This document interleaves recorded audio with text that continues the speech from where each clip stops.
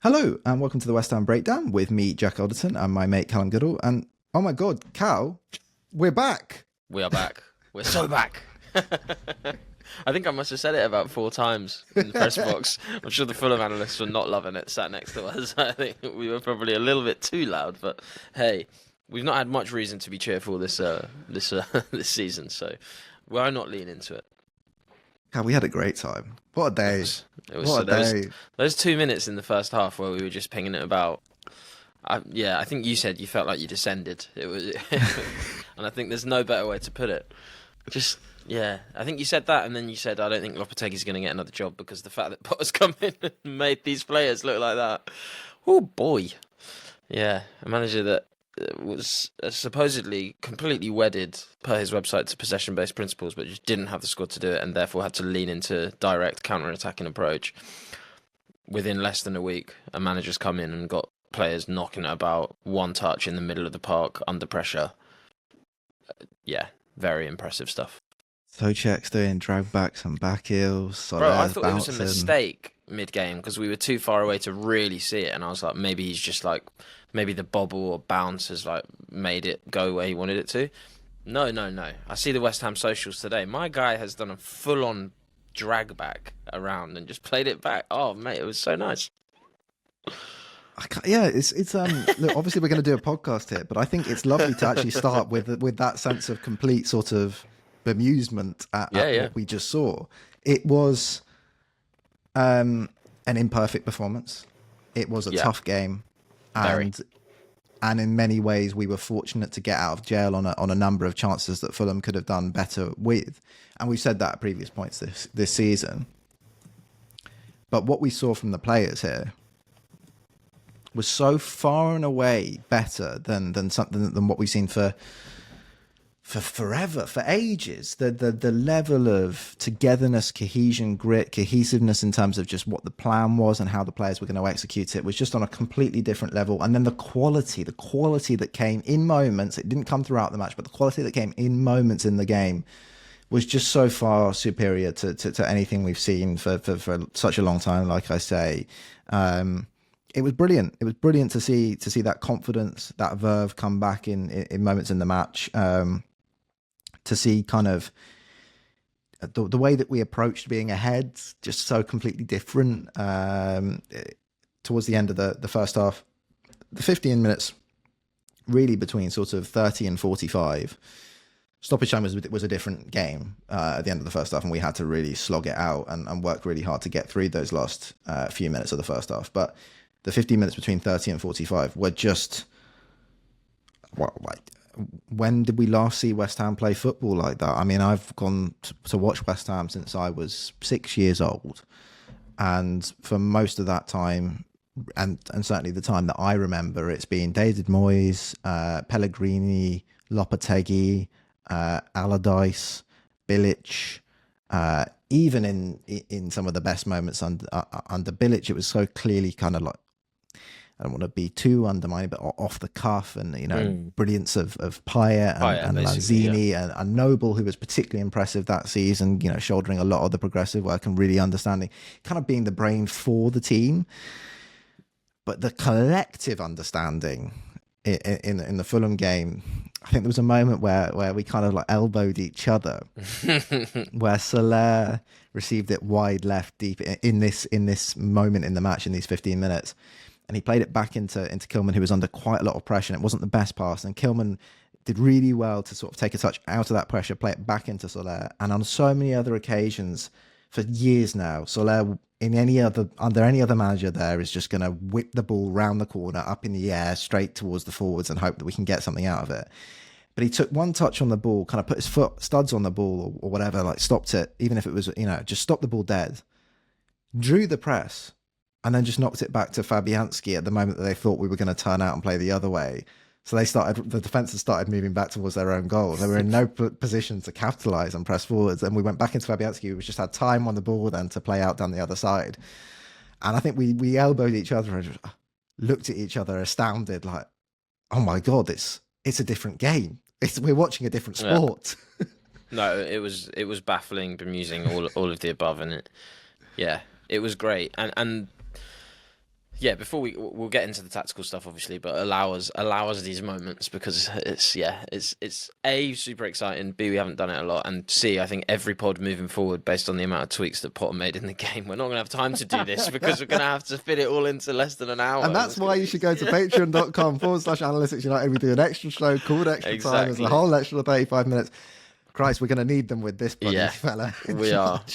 But there was the other moment I wanted to highlight, just while we're on the positive, is there was a moment that, again, I haven't witnessed, certainly not under Lopetegui. There was a few times under Moyes, obviously, when things were a bit rosier, but an organic rendition of "I'm Forever Blowing Bubbles" midway through the game. Not before the half, not before the start of the game, not when it came on the speakers. An organic rendition started by the fans, and the whole stadium was singing it.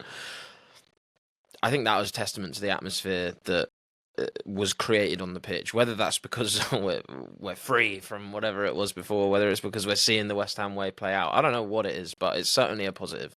I think, if you can't already tell, we're very excited about what's to come, and we're also very excited to discuss what we saw, because there was a lot of positives.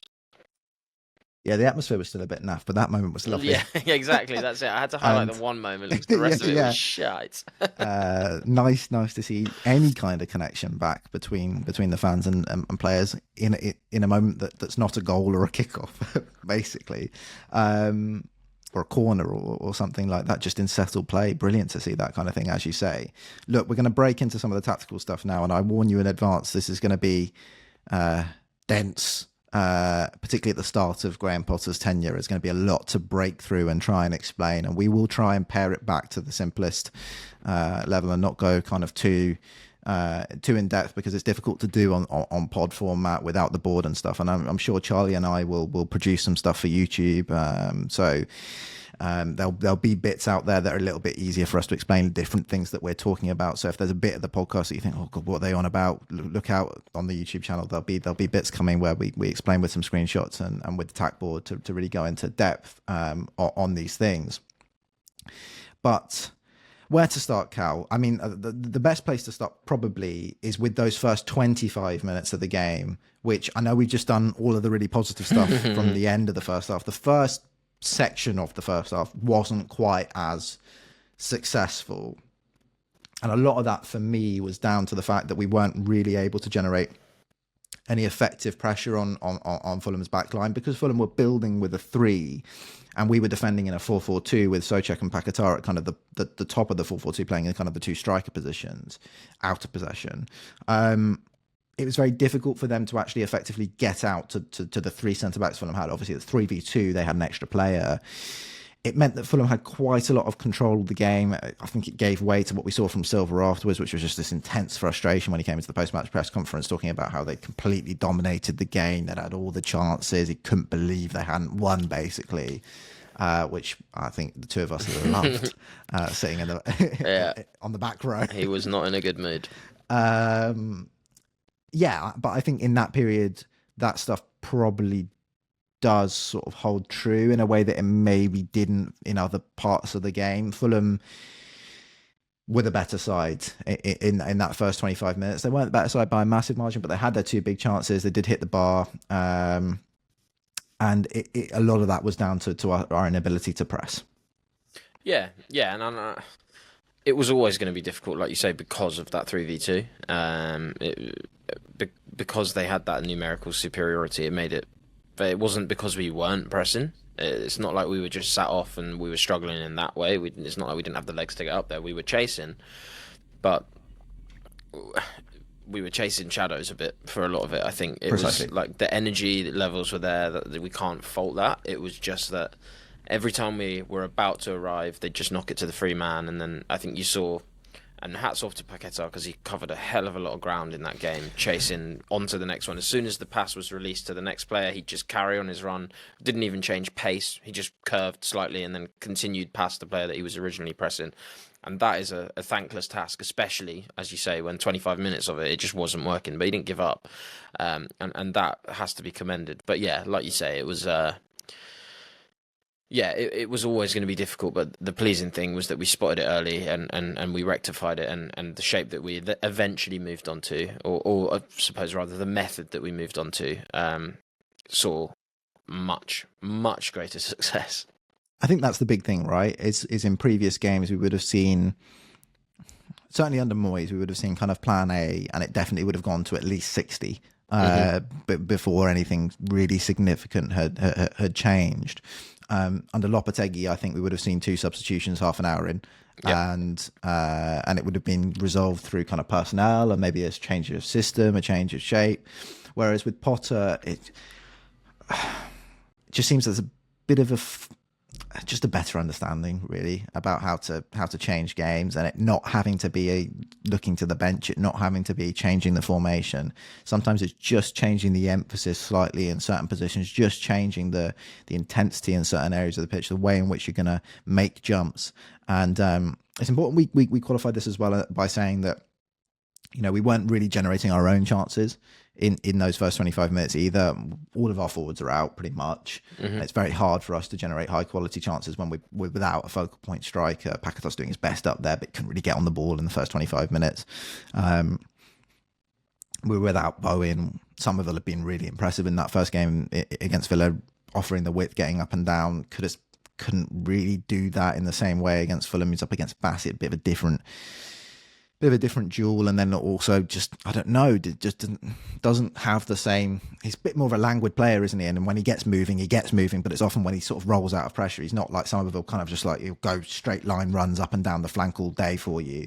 Doesn't quite have the same approach to the match or approach to playing. And without that, it was very difficult for us to generate anything. And I loved that Potter spoke about this in his post-match press conference. So because we were struggling to generate much, we looked to our press we'll look to how we can defend as a team to generate chances in the match. That is completely miles away from anything we've seen under the 2 previous managers. Like we say, it would have been probably changes of personnel or just stick and hope you get through the game under Moyes. Here, it was a slight tweak, not a big tweak, where instead of Kudus being with Robinson, Kudus can go and press onto Bassi. Following that, you then get Wan-Bissaka coming really high, pressing really aggressively onto Robinson, and then Mavropanos can really step out as well and press aggressively onto Iwobi. And all of a sudden, all of that kind of stable, settled possession that Fulham maybe were able to generate in the first 25 minutes was just killed stone dead in a moment. Under the cosh, it was really tough for them in more situations where they're going to have to turn play long, more situations where they're not going to be able to generate extended sequences where they've knocked the ball about.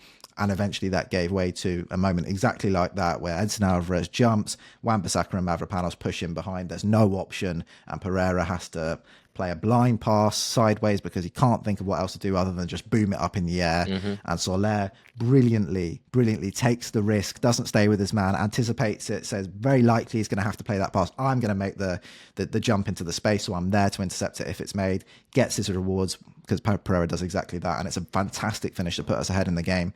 What an unbelievable breath of fresh air to see a match where we couldn't generate a chance. You go, well, we'll defend really aggressively to generate a chance. And we did exactly that, got the advantage in the game. And without that moment, none of the rest of the game that happened from that point on would have happened. It's all about that moment. Yeah, 100%. And it's as you say, so refreshing to see. And it's something that both of us have spoke for a long time about on this channel, under both managers, but probably even more so under Moyes, really, because we'd arrived at a point where we probably were so reliant on transitional attacks, but clubs had started to work us out, and therefore we weren't able to generate a high enough volume of transitional attacks. And we suggested that because of the personnel that we had, that one good way to generate these transitions more frequently would be to do that in an out of possession way rather than in an in possession way, and that was to sort of press more aggressively, look to win the ball back with our advanced players and break from those moments. And okay, sure, I wouldn't really necessarily consider this a transition moment, obviously, because it goes straight into the back of the net, but the principle is still the same. It's okay, we're not in a position today to create a high volume of chances, which is something that we're probably going to see under Potter. That's how he was at Brighton. It was lots of chances, low quality chances, whereas Moyes was very few chances but high quality chances. But you arrive at the same. And Lopetegui was just niche. Yeah, just nada. But you arrive at the same end goal, right? It's still okay. We're struggling to create the chances that we want to create, whether that's loads of chances or whether that's really good chances. How can we do it? Because we don't have the quality on the ball today. Well, we can do it because we're actually very good out of possession. We've got lots of good aggressive pressers. We've got players that can make quick, instinctive decisions when those moments arise. put the two together, lo and behold, you're creating chances without even having to have the ball. And that is something that we've wanted to see, haven't seen, but now are, and hopefully will continue to. I think it's vital, really, for the progression of the football club. This is what needed to happen under Lopetegui and what didn't happen under Lopetegui. And actually, this moment crystallises everything for me, or the centre of what went wrong under Lopetegui, which was the constant compromises. Yeah. So we would have pressed in that way with the front line, with the midfield under Lopetegui, but Mavropanos would have gone nowhere. To go with Iwobi, and then Iwobi would have got on the ball, turned, and they would have been straight into our defence in a kind of 4v3 situation in the way that we always saw us suffer under Lopetegui. Whereas in this game, rather than compromising and saying, right, we want to have that intensity at the top of the pitch, but we want to also have the 2v1 against the striker, we took the risks in the right areas, judging the risks in the right way. Sometimes you have to. And we went 1v1. Kilman's left 1v1 against Jimenez. Mavro has to go 1v1 against Iwobi. We backed ourselves in that situation, and we got rewarded for backing ourselves.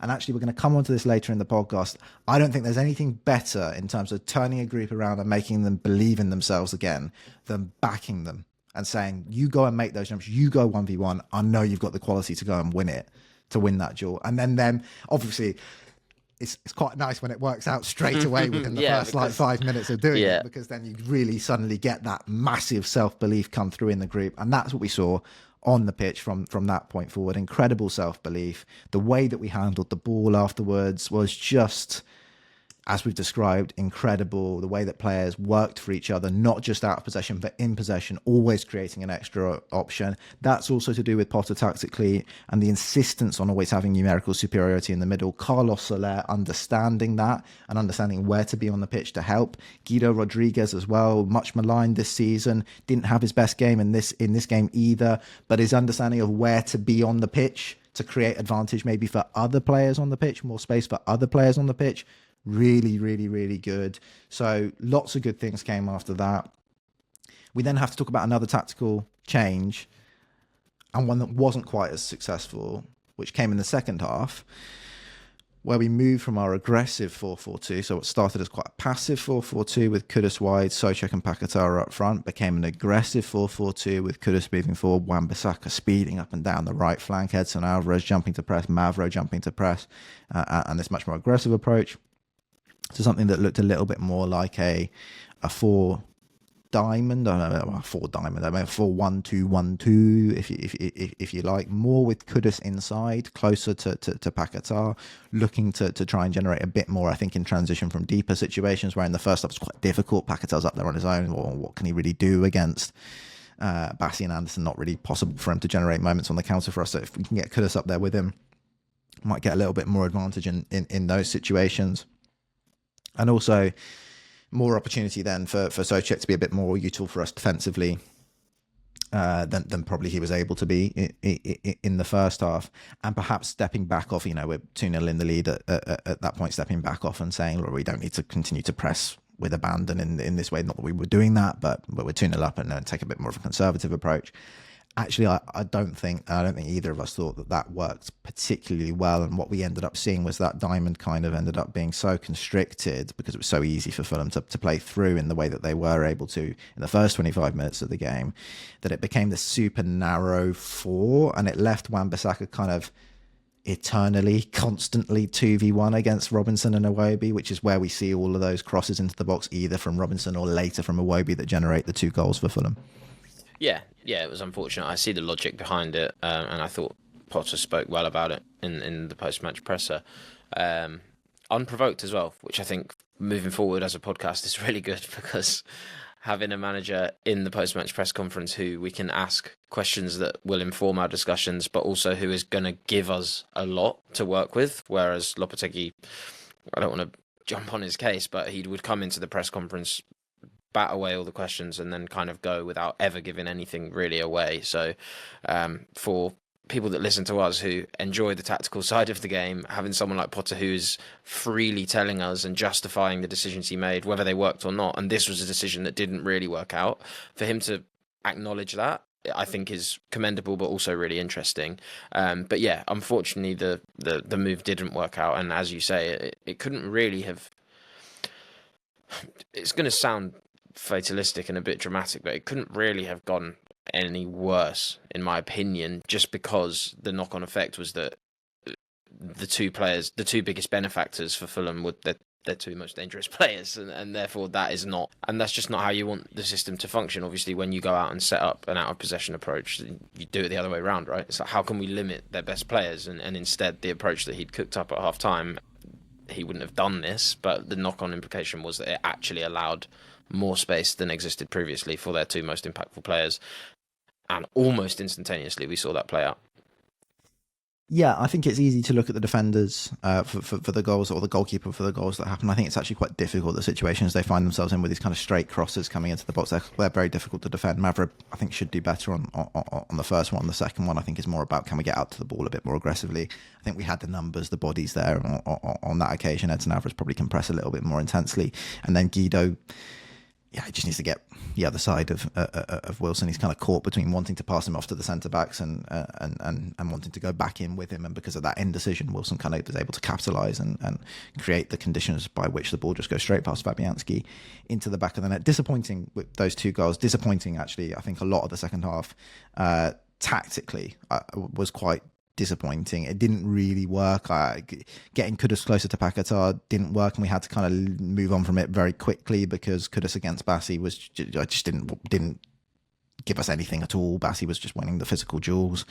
Kudus couldn't hold the ball up. He hadn't really got into the game in the first half, so I can kind of understand, there were some good moments in the first half. We had a good finish to the first half, but we ended up finishing the first half under quite a lot of pressure again.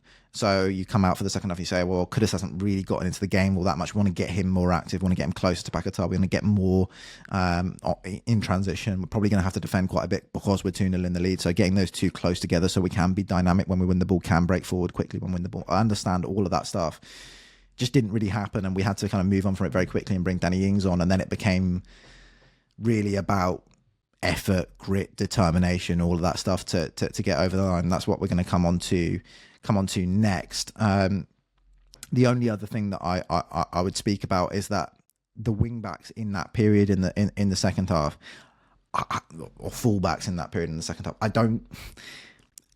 this is the only thing I worry about with the squad that we have, really, and what we've seen so far. I think we've seen really good adaptation to how to deal with the fact that we don't really have like a Pascal Gross or an Alexis McAllister in midfield to play in the kind of double pivot and allow us to, circulate and control really successfully by dominating the ball. Played off 9 more aggressively a lot, and I think that's been really good for us. And it will be much better for us when we have an actual focal point 9 that can play that position. In the way that we were forced to defend in the second half, I think when we broke forward in transition, it asked a huge amount of Emerson and Wan-Bissaka to kind of make these really lung-busting, overlapping runs. And I think with both of those players, Wan-Bissaka did his best and had some quite good moments in the second half, but Emerson also had some really good moments in the second half. I just think physically, you saw that then late in the match. I think we really started to struggle to just kind of keep pace with the game. We had to make a lot of changes, get Andy Irving on, get Scholes and Cresswell on, just to give us some renewed energy, because breaking in that way and having to cover such enormous ground, making 70-yard sprints up the flanks, we don't really have fullbacks like that, and that would be my only kind of personnel-related big concern that came out of the game if we wanted to defend in that way again, with kind of a narrow 4-4-2 as a way to cope with the overloading of a 3-box-3 that can go 3-1-6. And a way of reacting and avoiding what happened in Villa, where we ended up 6-2-2 and just kind of so deep that we couldn't get out at all. I worry about the kind of dynamism that our fullbacks can offer in those situations. And actually, you might find that we're kind of baking in the fact that we're going to have to make subs really early in games, and whether that works or not is a whole other question. I think Vladimir Sofal actually might be able to do that for half an hour in a match, but the others I think it would be difficult for. Onto that grit, determination, hard yards, all that stuff that we said that we were going to come to. My plan literally says grit, determination, hard yards. Yes. It was just lovely to see, wasn't it? We were in a situation in the second half where we really had to just slog it out and work incredibly hard for each other, cover incredible ground, press where we could, turn them where we could. And even at the end of the first half, I think the moment that summed it up most for me, and I put this in player ratings, which you can grab on Patreon as well. I do a big big old kind of paragraph on each player and how they've performed in the match. I said on there that the moment that summed up the whole game, and certainly Paquetá's performance for me, was at the end of the first half, where he kind of chased out and managed to force, I think it was a midfielder to turn around, then managed to force a defender to turn around, going all the way back to the keeper, and followed it all the way out and reset them from a position where they were actually starting to build some momentum and pressure. And I think we saw countless other moments in the game like that. Danny Ings came on and did that, right? I mean, we ended up getting a goal from it, which was really ludicrous. I don't know what Bernd Leno was doing. But yeah, he was brought on to kind of do that job and harry and harass and chase things. And he and many others did an incredible job of doing just that and making it as tough as possible for Fulham. Yeah, it was just great to see. I think we saw, as you say, it was quite nice. So the first half we got really excited because we were seeing technical things that we hadn't seen, frankly, ever from a lot of these players. And then it was, and also we can still do all the stuff we used to do really well as well, which is defend the box doggedly, dig in, like ride waves of pressure, which we used to do. We used to do very well under Moyes. We didn't necessarily do well at all under Lopetegui. There was a lot of capitulation, and we often looked a little bit lost when things didn't quite go according to plan. And it felt like a perfect marriage almost of the two. Hopefully the new era of success that comes from this, that involves the technical stuff, the possession-based stuff that we've all longed for and sort of were promised and hadn't actually got until now, but also with a recognition of, okay, this squad were actually once very good at doing this, and what a shame it would be to lose it. Why not lean into that when I need it? And it was great to see that play out. And even more so when you factor in the players on an individual basis that stepped up. Like you say, Lucas Paquetá coming for a lot of flack this season, levels way off, basically spearheaded the entire performance yesterday from the front in an unfamiliar role, with a lot of stuff being said in the media about him all throughout the season. I thought that was absolutely amazing, and you could tell he was loving it. He was geeing up the crowd, he was pumping his fist when we scored. Every time a ball went out for a throw-in, he was sort of telling the crowd to get up, which was great. Edson Alvarez, another one, lost this season under Lopetegui, frankly, at fault for a lot of stuff that went wrong. I think we were quite consistent with our appraisals of that. There were moments that were completely his fault. I think by and large it was a product of the system that he was being asked to exist in and the role that he was being asked to play. 2 games in, Edson Alvarez comes in, again, helps Paquetá in that press. All of a sudden, all the movements that previously were mistimed and leaving massive gaping holes in behind for the opposition to attack, all of a sudden his pressing movements are timed bang on, and he's arriving at the exact right moment, and as you say, forcing the opposition back, pinning them high up there so that we can force these high turnovers. That's in less than a week. It just kind of goes to show that, yeah, I don't know. I was going to say there's no such thing as bad players at this level. And you know what? I'll say that. There are Premier League players. There are no such thing as bad players. Yeah. There are bad systems and there are bad tactics that don't maximise players. And it's so promising to see that probably the 2 biggest scapegoats of this season, I would say. Alvarez, people saying sell him, get rid of him, there's no future at the club. And same with Paquetá. I think people were willing to cash in when those rumours came because of the form. If this is anything to go by, and we asked Potter in the press conference, I asked him about the role that Alvarez is likely to play moving forward off the back of that, and he was very sort of, keen to discuss what an important player Alvarez has the potential to be under him, and he said he's showing great sort of willingness to learn about the new role that he's likely to play in this system and sort of what they want to see from him. Presumably, and what I read reading between the lines, given that the question that it followed up from was about the intensity of the pressing, is that he is going to be that sort of destroyer, but with the license to get up there. And then in possession, something else that we both remarked when we were sat together at the game, Alvarez is carrying through the centre of the pitch again, something that when we signed him from Ajax we said was going to be one of the biggest strengths because it sort of filled a hole that Rice left, and we just never saw it. We just never saw him given the licence to do that. And again, it brings you back to that thing, no bad players. The skills were there, he just needed to sort of be given the licence and the freedom and the confidence, I would say, to do that. More so confidence than licence and freedom. I think they had almost too much licence, too much freedom under Lopetegui, and the lack of Potter said when you asked him about Alvarez, I think if I'm remembering correctly, he said about wanting to help him to understand how to use his qualities to help the team. And I think that's what's been missing. It's not license or freedom. It's how do I best utilize my strengths to help the team get the best result. And I think that's what we see in this game, is players understanding, right, I can do this and this is going to help my teammates because of these reasons, and it's going to help us progress up the pitch, or it's going to help us press in this way to be able to control the match. Much better understanding of what I can do and how I can do it in the right way to assist the team. And I think to sort of just round up that point, and I think confidence is the key one of the three to pick out. And I suppose if we're going to link it back to the previous managers, and as you say, that the players did, you're right, they did have a lot of freedom and license, particularly in possession, I would say, because I think both systems were kind of built around an out of possession baseline and then go from there. And I trust you to do what you want to do. I think what comes with that under Lopetegui and Moyes is when those players use that license and make bad decisions or things go wrong, it becomes very easy to blame them very quickly, and the confidence goes down because all of a sudden my mistake is the reason that we didn't perform well today, not because the manager put me in that situation. It's because I was stupid enough to make that decision, even though I've not really been told what to do, and I felt like that was right. I think the key difference moving forward here is that it seems already so early on that Potter has given them a clear blueprint of what he wants them to do in their roles. And if Alvarez goes out and tries to carry halfway off the pitch and loses the ball, but that's what Potter's asked him to do, Potter's not going to be onto him. He's going to say, you know what, try it again. Next time it might work. I want you to keep doing that because that's what I believe this system needs to function correctly. Same with Mavropanos and Alvarez pressing so aggressively. Mavropanos gets a lot of stick. There's mistakes in him, undoubtedly.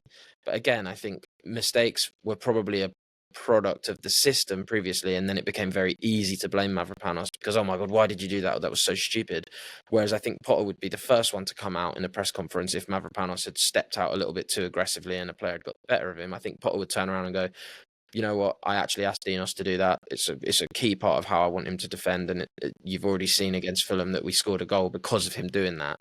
I don't want to deter him from doing that in the next game because it could create another goal in the next game. If I sit here and blame him for it, he's going to be too scared to try it next game, and we're not going to function. So I think that as a sort of change in dynamic, sort of encouraging players to take risks rather than trying to limit the risks in the hope that it means we concede less chances, is a huge step in the right direction. Yeah, I think with Lopetegui talking about great points. I think with Lopetegui talking about the in possession ideas, there was a huge amount of freedom there, and I think the idea was that the individuals obviously would come together to form a sort of an effective collective kind of like unit that would function together and have a kind of intuitive understanding of the rotations and intuitive understanding of the importance of fluidity and the importance of the flexibility. Kind of the idea that within a baseline structure, a 3-2-5, anyone would be able to play any of the roles.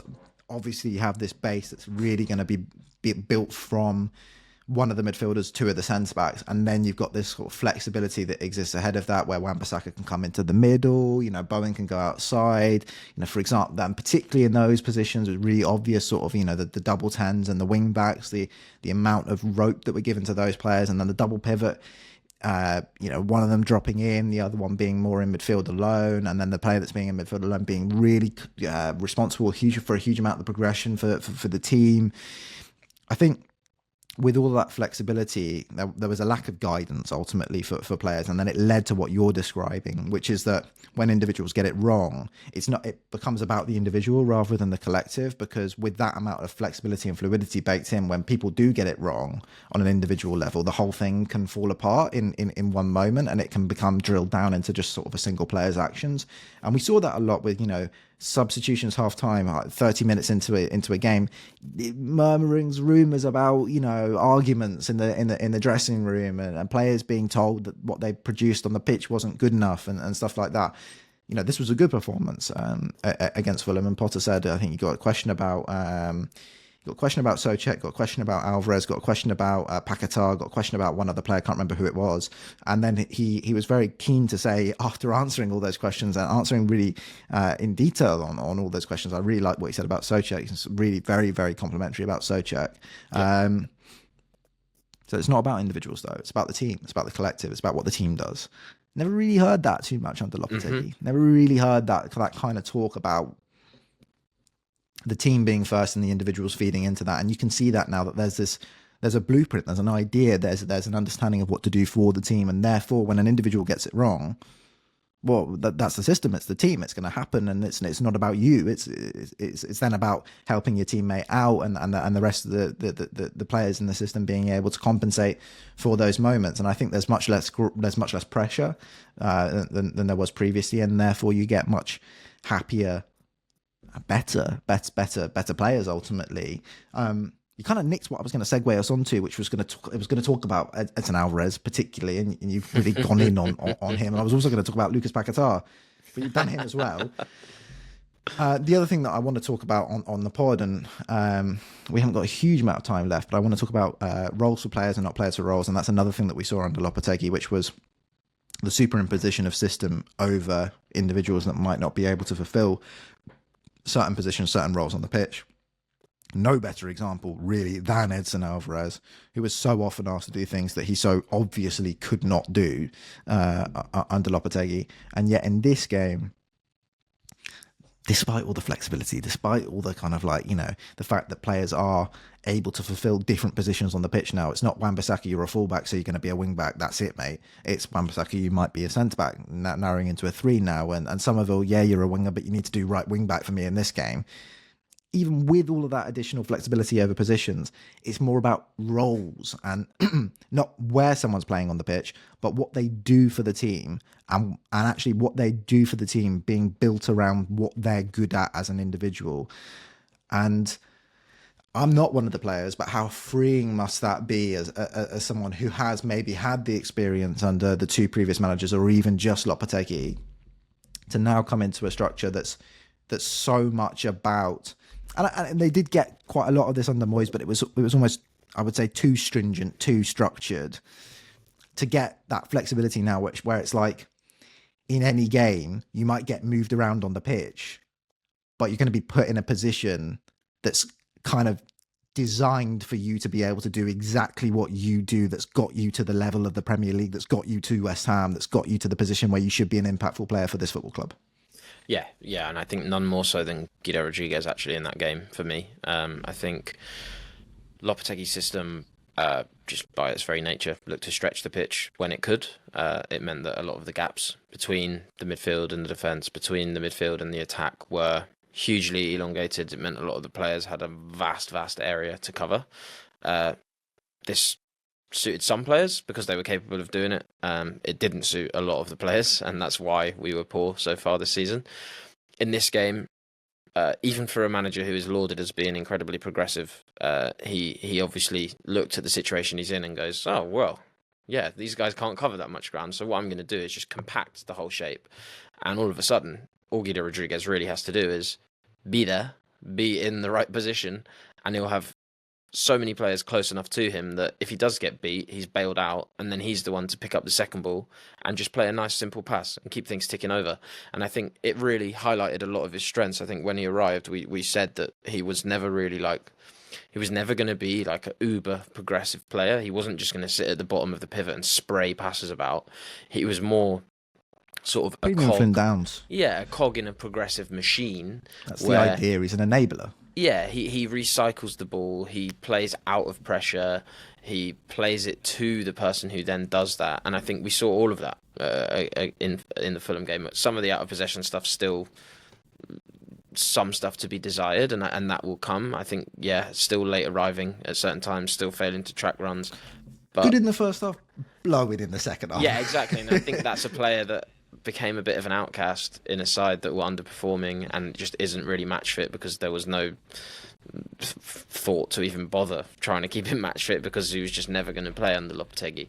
So I think with time, and if he does feature, that hopefully will become less of an issue. But if this is how we're going to play, having someone like him who is press resistant, who does 9 times out of 10 make the right decision in possession, even if that's as simple as just going back to the goalkeeper or going back to the centre back, that is absolutely crucial to this system working, because you need players that aren't just going to freak out and get flustered and play it forward every time they get sort of harassed.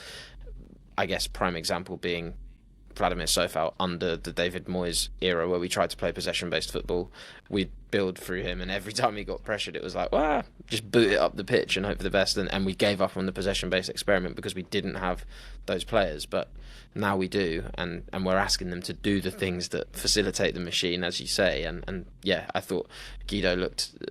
I'm not going to say he looked amazing, because I don't think that's true, but compared to where he was and where he's got to in that short space of time, he looked a completely different player, frankly. Yeah, and also an important thing again is it's not necessarily about the individual. It's about whether Guido Rodriguez had a good game or a not so good game or an average game. Did the role that he performed for the team help the team get the right result in the match? Yes. It did, and the same can be said of a player who did have an incredible match, who we'll speak about on Extra Time. And I cannot wait to get to Extra Time, because I want to talk about this guy, Carlos Soler. Very much the same, someone who did perform in moments quite well under Lopetegui, but in that wing fielder role, coming in off the left flank into a number 10 position, having the flexibility from that position to drop in and identify spaces to help the team build out, to help the team keep possession, and to press really effectively and support the press really effectively, and at times also cover in behind when players are beaten. You see situations where Soler's doing a lot of really useful work for the team there as well, as with Rodriguez. All of those things are built around. If I had to tell you what Carlos Soler does well as a footballer, are built around those elements. So it's so good to see him, another player who is able to thrive so much in this game, playing in a role that's so well suited to his qualities, allows him to show his best form for the team. Plenty of other examples. We won't go into all of them now, because we're going to go into more of them on Extra Time. I want to talk about a couple of last things that summed up kind of the difference in the group, the difference of feeling around the place, and the three that maybe I can run through.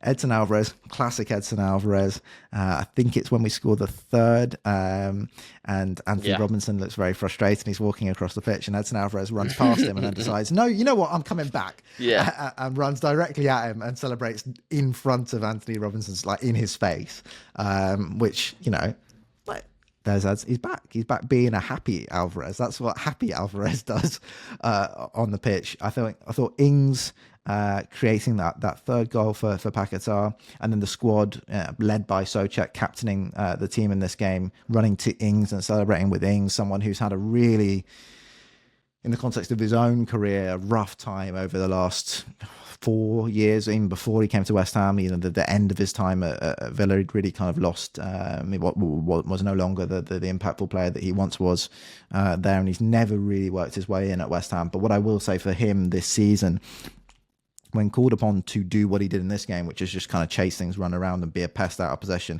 has given a really good level in most of those appearances, and done a lot of hard yards for the team. And I think generally is considered a really good character around the place as well, has worked hard to support some of the younger players as well. And you saw how much the squad appreciated him and wanted to give him his moment when he created that goal for the team. Yep. And then lastly, Paquetá, who has often cut quite a frustrated figure over the last year or so at West Ham, laughing and joking with the manager at full time when Potter walks onto the pitch. Lovely thing to see, and a clear example of another player who looks just so much happier in the space of just 1 week. Look, there are so many other things that we want to discuss from this game, so many players that we want to talk about in more depth, individual performances. There's so much to go into it, and actually there's just more chat that we want to have, talking about just as fans, actually how much more positive we feel about things, how much more excited we are to go to games, how actually I can't wait for the next match now, and it's been a while since I felt like that. I cannot wait for West Ham to play again. So much more to go into, and we'll be doing all of that on Extra Time. A huge thank you actually to everyone who has signed up to the Patreon in recent weeks. It's been amazing, the take up on there, the love that we got on our emergency pod when Potter was announced as the manager, the love that Cal you got on social media when you were posting about being able to be at the press conference, getting very emotional for the nerd friendly manager arriving at West Ham. No, it was nice, and really appreciate how people have responded to us of late, and how supportive everyone has been of the pod and all the work that we're doing. And if you want that little bit extra, as we say every week, patreon.com/Analytics United. The first 7 days are free. And I will keep repeating, if you just literally want to drop in and see what it is, you can just sign up for a free trial and drop off again if you don't want to stick around. But we would love to have you around, and the community that we're building over there and have built over there so far this season it's just a lovely place to be. It's a lovely thing to be a part of. I really like checking in on the Discord, talking to people who want to talk about West Ham maybe in a slightly different way, want to talk about some of the positives, some of the good stories, and enjoy kind of some of the things that are moving in the right direction around the football club at the moment. We've always tried to do that. We've always tried to highlight with AU people who are doing their best, people who are working really hard to get the right outcomes for the club. And I think the community that's being built over there reflects that, and it's a lovely environment to be in. So thanks to everyone that has formed that so far, and it would be great to see some more new faces, see some more fresh faces over there, and we hope to meet you on Patreon and on Discord. But for now, that's that for the main breakdown. We're gonna do. What else have we got? We've got to go straight on to recording the pre-match pack for the next game. We've done the preview podcast for Crystal Palace. We've got extra time that we're obviously going to go and record now, talking about all those individual performances. And then Cal, some transfer stuff. I know we keep going on about it, but it's coming very soon now. We've done some. I'm really proud actually of the work that we've done preparing for Jan, and we've been a bit unfortunate with absences in the team over the last couple of weeks that we haven't been able to attack it in the way that we wanted and get our stuff out that we wanted to get out. But we're almost there now. We've got some exciting stuff coming, so look out for that on YouTube. And until all that stuff comes out, we will see you next week to talk about another fantastic victory under Graham Potter. Hell yeah. Against Crystal Palace. Thank you, Cal. Thank you. And see you then.